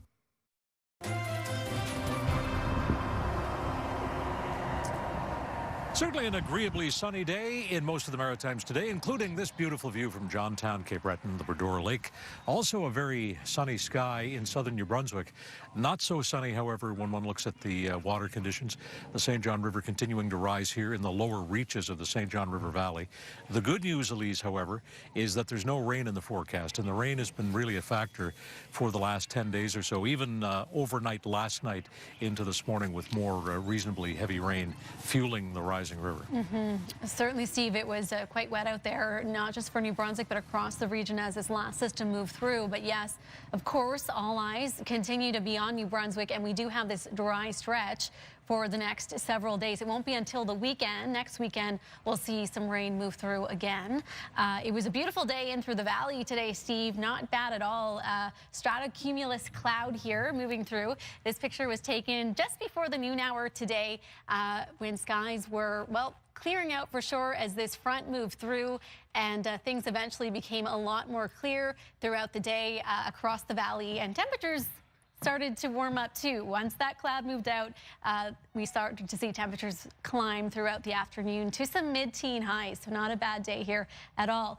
This picture was sent in a little earlier in the day from Devin Fraser, who is in Aylesford, where it's about 12 degrees right now, partly cloudy skies, not a bad evening in through the Annapolis Valley. Here's a look at what's happening on the west coast of Canada and in through the prairies. Temperatures are fantastic this afternoon in Edmonton, where it's 24 degrees, 21 in Vancouver. Showers and thunder showers in Prince George and 19, only 9 in Whitehorse with some light rain coming down. Great temperatures in through Saskatchewan as well, mid-20s currently here. A little cooler as we head into Thompson, about 12, so similar to where we're sitting right now and through northern Manitoba. 29, though, in Winnipeg. 23 in Thunder Bay. Nice temperatures for Sudbury, Toronto, upper teens. Only about 12 and sunny in Quebec. And in through parts of the eastern seaboard, 13 to 18, so a comfortable evening. A little cooler today across the Maritimes. That sun helped as it came out this afternoon for most of us to warm things up. With that sun still out in New Brunswick, it's about 15 in Fredericton, a little cooler further north, a few degrees cooler, 8 in Charlottetown, currently 13 in Halifax. And cool in Newfoundland this evening, 4 in Stephenville. We saw some flurries in northern sections of Newfoundland today, 7 in St. John's, and cloudy currently. Not a lot of cloud out there across the region, just a few light clouds throughout most of the Maritimes this evening. Very quiet, and if you are seeing some cloud cover, it is on its way out. Clear skies tonight, perhaps a cloud or two in New Brunswick, but for Nova Scotia and PEI, a nice, quiet and clear night and a cool night ahead too. To our west, we have really quite a quiet stretch, sunny stretch of weather coming our way for the next several days. Ridge of high pressure to the west building, and this will bring in some sunshine for tomorrow, Wednesday, Thursday. Could see some showers Thursday late in the day into Friday for some of us, and we'll talk more about that in the extended forecast, but no heavy rain in the immediate future. Here's a look at the temperatures tonight, anywhere from -2 to +1 in St. John. A little cooler in low-lying areas than these numbers you're seeing across New Brunswick, PEI, and in Nova Scotia as well. If you're in those low-lying areas, the valley, it will be a little cooler than 2 degrees. But at the coast in Halifax, 2 tonight, -2 across Cape Breton. Winds are diminishing this evening, and a very calm and cool overnight. Anywhere from 10 to 18 as the highs tomorrow. Gusty winds picking up for the province in the afternoon, but nice sunny skies for most of the day. 15 degrees tomorrow in PEI, lots of sun. Winds picking up around noon. Quite a brisk southwest wind for the second half of the day. Anywhere from 12 to about 13 or 14 for Nova Scotia tomorrow. Great day here. A little cooler at the coast at 10 or 11 degrees, but for the most part, nice temperatures, sunny day, a quiet Tuesday ahead. Next 7 days, more sunshine for the rest of the work week for New Brunswick. Few showers Thursday night, some heavier rain moving in Saturday night into Sunday. Those showers continue Monday. Nova Scotia in for a couple of quiet days. Late day showers Thursday. Those will wrap up Friday morning. Quiet Saturday. Rain Sunday, back to sun Monday. PEI in for a similar scenario here. Lots of sun for the next several days. A little rain Thursday night into Friday, and showers developing again Saturday into Sunday, Steve. All right. Elise, thank you, and we'll hear from you once more before we're through here from St. John at the end of this half hour. It has been a very difficult and a dangerous week here in New Brunswick, particularly in the southern reaches of the St. John River Valley. In just a moment, we continue our special coverage of Flood 2018, speaking with Premier Brian Gallant about the way the province is handling the flood now and what will have to happen to clean it all up. That is coming up next on this special edition of CTV News from St. John. Up to 10,000 pounds towing capacity, 381 horsepower. Let me ask you, can it?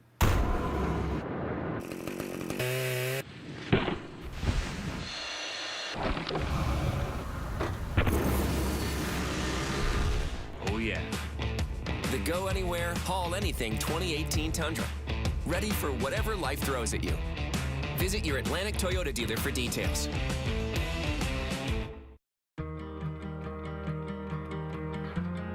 How does your home greet the world? Ensure it makes an outstanding impression with doors and windows from Coltec. Built to the highest quality and energy efficiency standards, each one is custom made to any color, shape, or size. Peter Kohler Windows and Entrance Systems is now Coltec. Find the same great service at a dealer near you. In a sport where 8 seconds can cost you everything, fear is not an option. Fight the fear. Face the danger. May 26th, the PBR Monster Energy Tour presented by Circle K debuts at the Scotiabank Centre. The top bull riders in the world and Canada are back to go head-to-head against the rankest bulls. Advanced tickets are as low as $25 and are available at ticketatlantic.com in the box office. One huge show, Saturday, May 26th at the Scotiabank Centre. Thank goodness somebody had the fortitude, guts, to come up there and stand up and say, this is wrong for the blacks of Nova Scotia. We are human beings. We acquired the old Roseland Theatre, and we're planning on using the building to celebrate what she did there through art.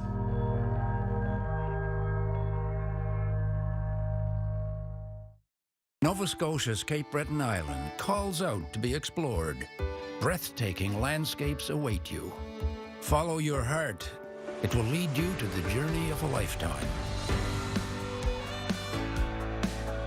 We hold our traditions close, and it's a tradition to share what we have with our visitors.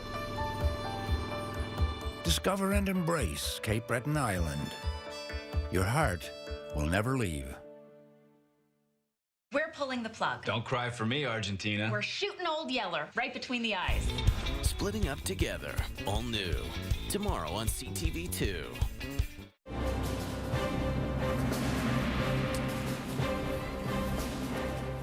Flooding all along the St. John River from Fredericton right to the Bay of Fundy. We're here in the South Bay area of St. John and joined live now by the Premier of New Brunswick, the Honourable Brian Gallant. Premier, good of you to come. We appreciate it. Thanks for having me, Steve. Standing here on a property, as you can see clearly, inundated, the garage, the main building, other homes along the stretch of road similarly flooded. How many homes in the province are in this situation so far as you know? Well, it's tough to tell. What I can tell you, there are a lot of homes and cottages on Grand Lake that are very similar to this, and in fact, some of them would be completely torn down, right, and some of them would be completely engulfed. I mean, just surrounded with water. They look like they're their own islands at times. I mean, we have pictures of some homes, maybe cottages, that literally look like they were built in the lake. So this is unfortunately quite similar to what we're seeing in the regions affected. You are going to do something to help homeowners. You're not going to be able to do anything for people who have recreational properties on the river, even though some of those homes, quite frankly, are magnificent structures. Why is there no help for people who are recreational taxpayers in the province? So when it comes to the Disaster Financial Assistance Program, there are a few things. Obviously, if people can get insurance, we want them to do so, and they should put their claims through the insurer.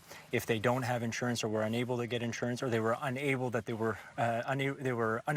they were able to get insurance at the time, we will help them through the Disaster Financial Assistance Program. But not with cottages. So the criteria is set by the federal government. If the federal government were to expand to cottages and recreational facilities, we would then do what we could to match them, but we are in talks to try to figure something out that we'd be able to do to help some of the people, because in this situation there's no doubt that many infrastructure pieces are recreational in nature, and we want to be able to help. So there may be some financial help for recreational property owners? There may be, and I'm getting ahead of myself because we haven't had the conversation with Cabinet, but we recognize and very sensitive to how many cottages have been affected, especially in the Grand Lake area, and we want to try to do something. I do want to put expectations out there, though, that they should realize if it is just us, the province, going on our own to help, it won't be as significant because the federal government comes in and covers about 90% for the other disaster financial assistance claims. Premier, the river is still rising here in the St. John area. We know now the water is contaminated. We also know that many homes and properties have been damaged. It's an emergency, but why is it not a state of emergency, which is a decision that you get to make? Why hasn't it reached that point? Yeah, so a few things. A lot of people would say call a state of emergency because they're influenced by what happens in the U.S., and we recognize that. So in the U.S., you need to call a state of emergency to have a disaster financial assistance program with the federal government. You don't need to do that. We don't need to do that. If we were to call in the Army, you would have to call a state of emergency in the U.S., but not here. And also, we have powers that are different when you call a state of emergency. So curfews can be implemented. We could stop people to have access to certain regions. We could force evacuations. We could centralize the efforts of the first responders a bit more if we called the state of emergency. The officials have given us no indication that any of those powers would be helpful in keeping people safe at the moment. So to parse your words, you haven't declared a state of emergency because you don't need the power. That's exactly that comes with that. That's right. I was asked... And it doesn't mean that there's not an emergency for the people that are here. And clearly. You see, that's a bit of the difference, right? It's really the powers that would come with the state of emergency that we would call it. First question I was asked when we were down at the washout down the road here today is ask the Premier, why isn't the Army here? Premier, why isn't the Army here? Well, every single day, the officials are having discussions about resources. They call the people in the regions, they call the people in the municipalities that are working for EMO, and they ask how the resources are going. So at any point, if we need additional resources, we will hear it from the ground up, and we will make that call. One of the things that I will say is that we have Army representatives in those discussions every single day. And in fact, on Saturday, a day that many people were talking about calling in the Army, we had a Brigadier General in the room, and he concurred that there were no tasks that were appropriate to ask the Army to take on at that point. All right. And that's still the case today. When we look to the side of the road here, and for folks at home, this is pretty much the side of the road. That water should be a long way away. There's a lot of debris here. Much of it, of course, is garbage. Will the Army be involved in cleaning up debris of this kind, perhaps? It's possible, but we are hearing that the Army is a little hesitant to do that because apparently there was an experience in another province where that happened, and some contractors that are private sector led felt that they could have been the ones called instead and done contract work. And I will tell you the debris is a bit of an issue because we were just discussing offline there that once the water recedes, it's all here. I mean, we still all have this to pick up. There's also the concern about what's in the water that we can't see. How concerned are you from the public health point of view about the bacteria that is now almost certainly in the St. John River? Well, very concerned. I mean, we still see people on kayaks and canoes. We see some children playing in the water from time to time. I think it's gotten a lot better over the last 24 hours or so. I think people are starting to recognize that they should get out of the water, not be in the water. And for us, what's really important is to remind people that they're going to get well testing for free after this is all done. So we ask them to be patient, because you can imagine there are going to be hundreds and hundreds of people that will want to get their well tested. And we obviously strongly suggest that they do that, and it will be free. Are you aware of any contaminations that have led to any illness at this point? We're not aware of any, all but that doesn't mean that it's still not possible, so we ask people to be vigilant. This is clearly the flood of a lifetime, if not more. It does beg the question about flood diversion measures. In other jurisdictions with river basins that flood, there have been dam projects that divert large volumes of water into ditches. This can be done probably for $60 or $100 million. Is that something that should be looked at after this is over?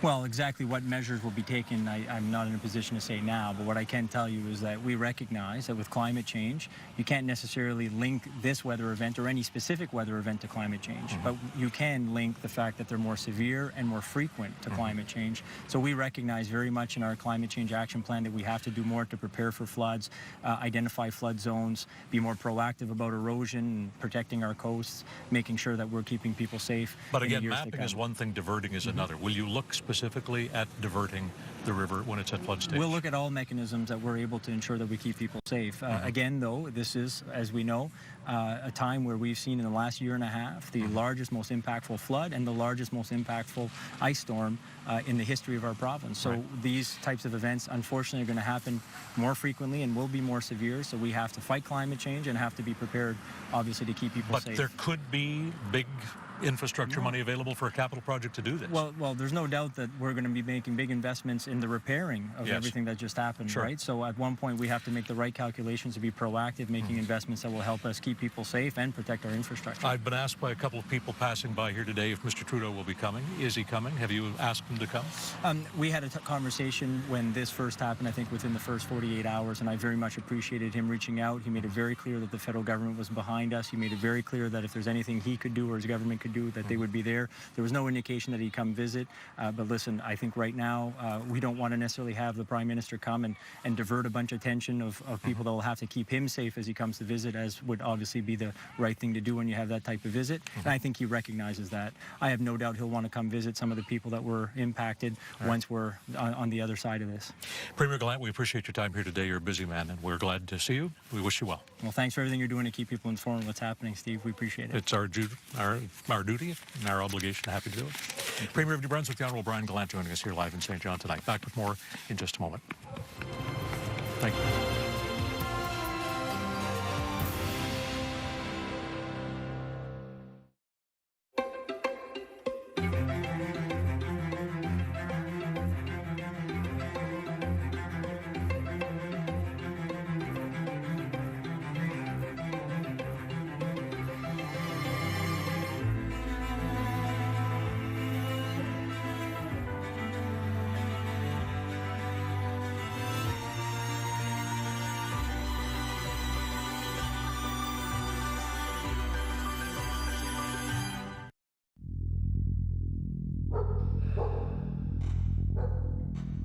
Home. It's where we usually feel safe. But not always for those who provide care. You caught me off guard. It's disturbing and unacceptable. Nurses endure one of the highest rates of workplace violence. Violence, it's not part of the job. QE2 Home Lottery. Live mortgage-free at Indigo Shores, our first ever lakefront grand prize show home. Wake up to the pristine calm of McCabe Lake. Custom built by Stonewater Homes, this 4,700 square foot home embodies lakeside living with its spectacular views and modern country decor. Plus, it comes with $50,000 cash. 2 grand prizes will be awarded, including a cottage at Chester Basin. Order now at QE2HomeLottery.com. When you need to know what's happening at home, only one television newsroom delivers 2 hours of news every weeknight at 5 o'clock, at 6 o'clock, on television and online. CTV News is your home for news. Closed captioning of this program is brought to you by Halifax's #1 hit music station. 101.3 Virgin Radio. With Turk, Megan, and Amateur Alex in the morning. Well, if you cycle to work or school in Halifax, you'll have more protected bike lane options in the next few years. It's been identified as a priority for City Council, but for those cycling today, the area's original protected lane is in a state of disarray. CTV's Sarah Ritchie has more. It was the first of its kind in Halifax, a protected bike lane along a short stretch of road at the base of the historic Citadel Hill. But as the cyclists emerge with the warmer weather, they are once again finding the barriers have suffered over the winter. Just one left standing this spring. That's an issue because it can't be a protected lane in this case if we don't have those bollards. It's been an issue before. After spending $10,000 installing the bike lane in 2015, the city discovered that bollards don't withstand maritime winters or snowplows. And that's why when they're replaced in the next few weeks, it will be the last time. Later on in the season, we are planning on putting in some precast concrete curbs, basically the same system that we'll use on the South Park bike lane. Eventually, this will be connected to a system of bike lanes throughout the peninsula. Protected bike lanes is basically what we see as the future, especially on busier streets. 60% of people say they would ride if they felt safer. This line of parked vehicles is meant to be an added layer of protection for cyclists, although some drivers don't seem to be very good at sharing the space. And that's something the Halifax Cycling Coalition would like to see change too, as the municipality works toward its goal of doubling the number of trips to work made on 2 wheels by 2026. Sarah Ritchie, CTV News, Halifax. In the web poll tonight, we're asking how often do you use a bicycle for transportation? All the time. I try to bike as often as I can. Sometimes when it's convenient to do so. I mostly use a bicycle for recreational purposes, or I never use a bike. Poll is on right now, atlantic.ctvnews.ca. Coming up, we'll head back to St. John for a final word from Steve Murphy as we wrap up this special edition of CTV News at 6. Up next, though, a stretch of sunshine. Elise is back with your wake-up weather when we come back.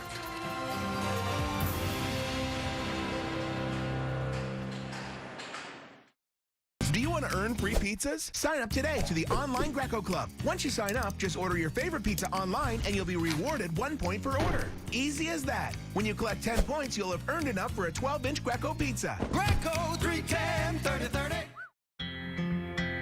The best TV service just got even better because now it lets you watch your recorded shows anywhere. So now you can catch up on the latest trends. Make time fly by. Take 5. And make the most of your ride. From anywhere in the world. Watch your recordings anywhere. It's one of the many ways 5 TV is just better.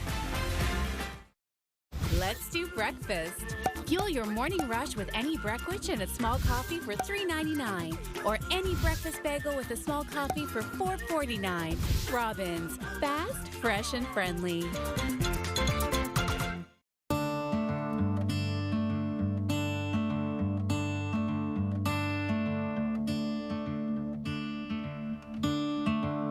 And I know you'll find just what you're looking for when you come back home. The most important reason for making your workplace safe is not at work at all.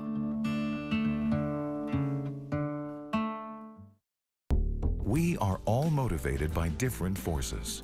The beauty of a new day, love of family, the interactions we will have, and our need to achieve.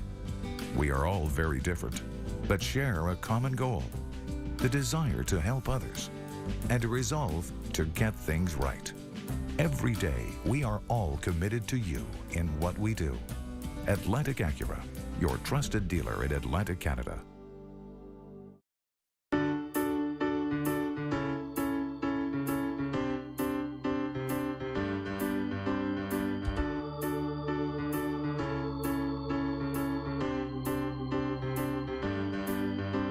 With flexible mortgages and payment terms that fit your life, CUA will help you get into your new home faster.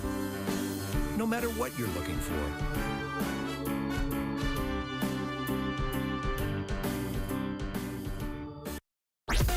This segment is brought to you by Mornings on C100 with Peter, Melody, and J.C. Douglas.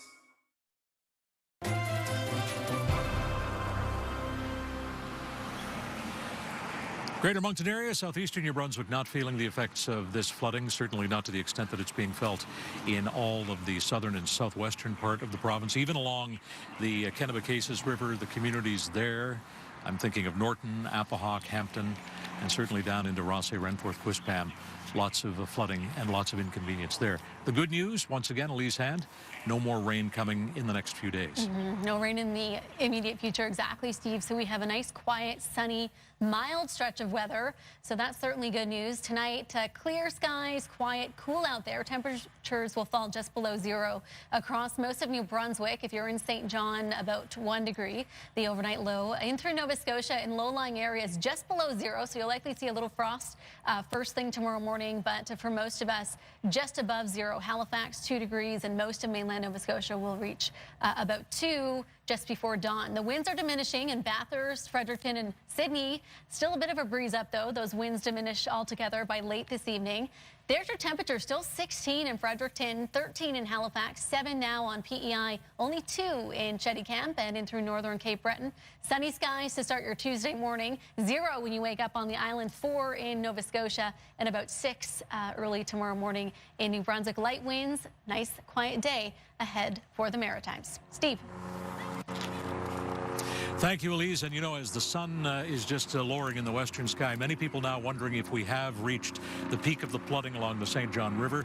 We're not going to know for a while yet. We've just had high tide in the Bay of Fundy. And of course, it will take a while, perhaps a few hours, to see whether the flood levels will rise again before they begin to fall. But coming by the gorge at the Reversing Falls today, it was amazing to see the flood of the St. John River into the Bay of Fundy, making it impossible for the falls to reverse, as they have done, well, for time immemorial at that place where the St. John River meets the Bay of Fundy. That will do it for this special edition of CTV News at 6, but if you've joined us later, want a second look, the program will be repeated shortly on CTV2. Heather Butts has the next local news right here at 11:30 tonight. The news continues now on our website, atlantic.ctvnews.ca.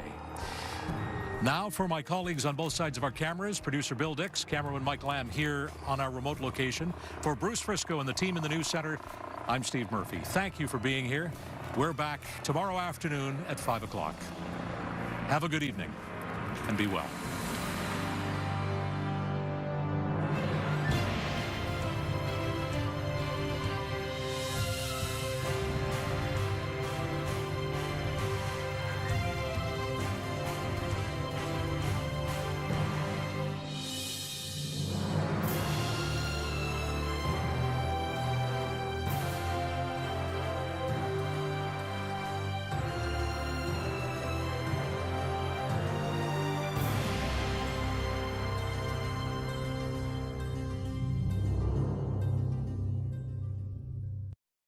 CTV News, the Maritime's #1 newscast. Trust me on this.